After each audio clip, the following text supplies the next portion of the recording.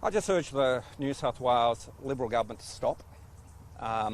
Their constant criticism and carping is getting tiresome, and they need to just leave it alone. Let us act on the best interests of the health of West Australians. And they also need to leave the GST alone. The New South Wales government seems to continually divert attention away and blame other states for their own issues.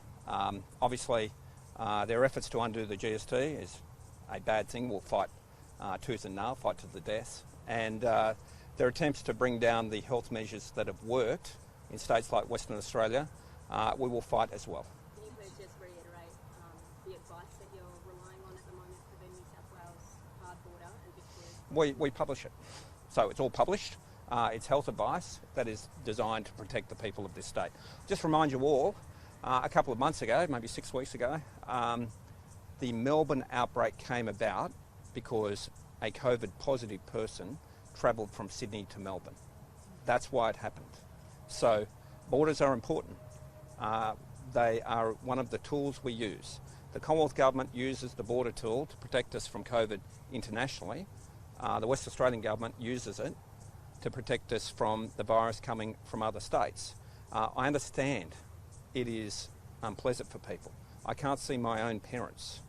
But whilst the health advice is there that it's necessary, we will leave it in place. Were you aware of Andrew Forrest contracting COVID while he was overseas? No. No. Were authorities aware in WA before he returned? No, not as far as I'm aware. The Tourism and Transport Forum is saying because the international borders are closed, there are some tourism businesses that are just going to struggle and will collapse. Do we need to do more to help them? They're also concerned about state borders. They say it's creating uncertainty and so people aren't travelling. What is that? All I'd say is the tourism industry across Western Australia is going extraordinarily well. Try and get a booking in Esperance or Margaret River or Exmouth and you'll find that it is busier than it has ever been. And that's because West Australians are holidaying at home. We have protected the state for 9 months without a single case of COVID. That has benefited industry across our state like never before. All of the indicators are that whether it's retail, hospitality, land sales, economic activity, Western Australia is leading the nation and virtually leading the world. We're the only state that didn't go into recession.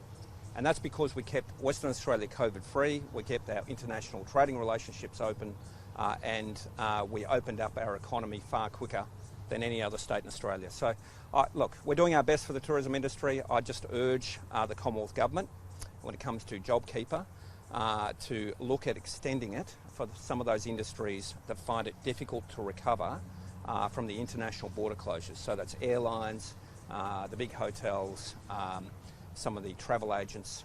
They are the ones that can't recover whilst the international borders are in place. There are now financial penalties in place for ambulance ramping. Should the details of that contract be disclosed? I'm unaware of the details. I understand it's just modern practice, but I'll let the Health Minister comment on those things.